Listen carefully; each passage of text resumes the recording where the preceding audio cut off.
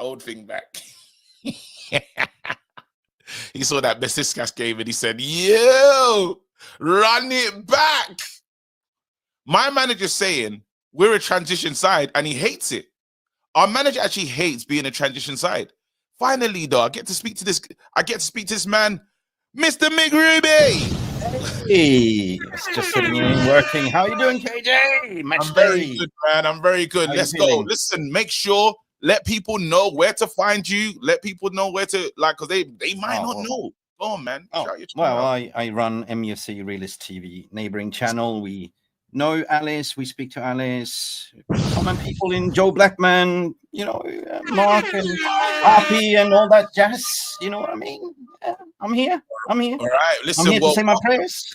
Welcome to the show, man. Again, fire emoji.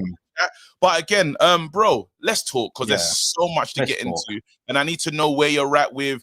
I'm gonna ask you a few things, and then you can just respond. Go. So I want to know where you're at. Go, Man United. Berksy. I need to know where you're at with Amorim. Yep. I need to know where you're at with Onana. And wherever you want to go from there. The floor. All right, listen, let's bring it down a notch, okay, guys. Let's just be real, right? You look at Amorim, okay. I can hear the notion that we need to get points. Should he change his system? No, basically he's calling these players out, right? Playing a 3-4-3 demands signings. And basically, if you're being real, like you go back into the summer, Ineos backed Erik Ten Hag and recruited according to Ten Hag's style, right? Of course, for me, it's always been when they actually recruited in Amorim 9 games into the season. He's changing the style of play, 3-4-3. This is not his place. You know what? He's trying to get the best out of it. So this is basically an addition for everyone, right? And he said very clearly, we're going to be suffering, and we are suffering as fans. You know what I mean? So do you hear what Parallel's saying, though, about how it's going too far, though, and they're not comfortable with how low in the table we're dropping? Well, for me, it was a write-off straight away after 9 games into the season. If you're going to change the manager, you're basically saying, sod this, like, you know, we are going to do this. We're going to suffer a bit. It's a short-term pain for long-term gain. You know, it's the signs are there, right? Because you can only judge Amorim after he gets a couple of signings into this window. I'm cool, like, you know, because I knew, of course, I'm not want to be dropping my standards. 3rd generation. We grew up under Sir Alex. We saw us winning all, like we've seen it all. We won a lot, you know. We Man United, but you know, at the end of the day, you know, let the boy cook, right? Let the man cook, you know, and rightfully so that he had a bust up and broke that TV screen, and you know, fine. The hairdryer treatment was there. We haven't seen that since Alex Ferguson. These players are Pumpadon's FC, you know, porcelain. You know, they needed a little bit of a hairdryer treatment, and hopefully they feel ashamed, because at the end of the day, he tried everything, and he tried to sort of, you're not listening to my instructions. A manager can only do certain things, like when the first half starts, you're given the pre-instructions what to do. But there's so much things you can do in the first half. Until you come into the halftime, you can address the issues, right? What do you think about people saying adapt, though? Because that's going to be a bigger argument. The more games we lose, there's going to be more streams for adapt. And the man's saying he's not going to. Well, the man needs to go to get players that are adaptable, basically. You need, basically, if you're going to play 3 in the back, KG, you need athletics. You know, you need, I mean, if you look at the 3 center backs, there is so much space they have to cover. If you look at how we've been playing with Dalot and Mazarawi, they are not wing backs. They don't bomb forward. And that's why we've been pinned back and playing almost a 5 in the back. You know what I mean? So that transition. And leading up to Onana, I thought he was bloody sponsored by Vaseline. Mate, we seen like he keeps a tub of Vaseline next to his goalpost. And how the fuck in hell could you done that? Change Vaseline to super glue. Simple. No. Yes, it's disgrace. No, Onana, what's hard with the Onana situation is, like, he gets good, then he just goes weird again. I can't even explain it. Like, sometimes you're like, brilliant, well done, amazing goalkeeping, but those are too few and far between. Yeah, but I don't have any problems of Bayandi playing cup games, and that's rightfully so. Like, you know, what's the point of being a second goalkeeper playing second fiddle if you're not getting games? We saw against Arsenal the brilliance.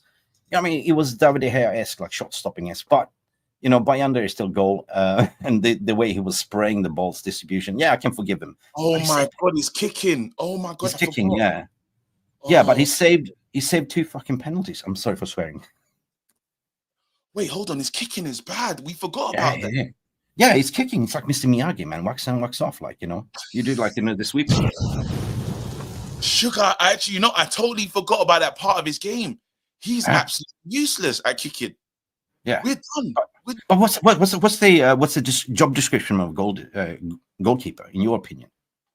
Yeah, well, keep the ball out of the net, but then at least don't kick it out on every every single one. So, he's got to learn how to throw. He's got to do the throwing distribution.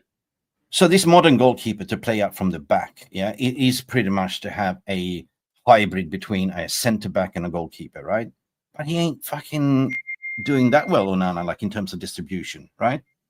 So I have no problems of giving Bayanda a run of games, to be honest. But I got Lastly, let me just get your final take. I wanted to ask you about our two strikers right now. Who do you want to see playing this game? And do you think Zexi just keep playing Zexi until he finds himself? Well, it ain't matter who we get on top because you got to sort out the creativity, right? And what I'm saying is we need to go to the transfer market, either go get Patrick Dorg over the line on the left-hand side or get Carrera. So whatever, we call him Alvaro Fernandez, yeah? But there's a reason, in my opinion, why the club don't want to go and trigger that 16 million buyback clause. And that's because the club has a 50% sell-on clause. You know, the Ineos Sir Penny Pinching Scrooge. He's probably sitting there with a double-edged sword thinking, well, what if Benfica sells him in the summer for 60 million? We gain 25%, 25 million, right? So can you see the conundrum there? So coming back to your question, we are not creating enough. The midfield to play Ugarte with Kobe Mainoo doesn't work, you know? You need a ball carrier. Now, Ugarte can sit by himself to covering lots of ground and space. Or Kobe Mainoo should be playing more on the number 10 role, right? But what we're missing is potentially drop Bruno a little bit lower as a number 8 and play more, you know, Main on top, right? Together with this ballers, right? Xerxes for me should start in this moment because I don't think that's the confidence. Do you think we'll have enough legs if it was Kobe? If it was Kobe as Xerxes is the striker and Kobe right next to him. Yeah, I mean, Xerxes is more of a creator. Xerxes is the more one that can drop deep and hold up. If Xerxes is creating, where's Kobe gonna run ahead of him? Yeah, but that's the point. You know, you need to run from behind. You need to create space, right? If for some reason Xerxes drops off, you should have runners. We don't have runners from behind anymore, right? We don't have that creativity. I don't know. I don't know if that's the move, but listen, I gotta keep moving, brother. Listen, no, I got one more question for you. One more. Can I ask you a question? Go ahead. If you had superpowers, okay? Yes. Let's play. You had a magic crystal ball. Let's play. Yes. Let's play the game. Yes. How do you see this transfer window pan out? If I could do what I wanted. Yeah, if you had a crystal ball. Lovely work. I'd get a brand new keeper immediately. Yeah. Keeper would be my first move. Yeah. Even if I would do something, even if it meant Kasper Schmeichels. This is where I'm in a weird place right now. But whatever. I don't even care. A sweeper keeper. Yeah, let's go. Even the one at Liverpool, that's Kelleher. I'll take him. I don't care. Just somebody that can keep the ball out of the net. Yeah. Now I'll move into my next position. I'm gonna do is I go and get Hernandez, Teo Hernandez that plays. I'll go and bring him in. Then I'd go and bring in. I need 2 10s. Musiala would be lovely. Musiala would be lovely. What am I doing What am I doing? Hold on. Osman is in. Osman's in. Who else am I? Actually, if I could crystal ball, I could bring in Gyökeres. I don't think you're going to proceed the January transfer window. What do you think will happen? Will Rashford go to Barcelona final minutes? Oh, what? He's gone. Soon. Hey, you know what? I'm angry with you for making me answer this question because you're making. Imagine if we had money, bro. Imagine if we had money. This man allowed me to live my dreams, and I'm not getting none of that. I'm not getting. That's the guy. That's the man that could play for us. If we had money, the rebuild. Oh, This player here, solid.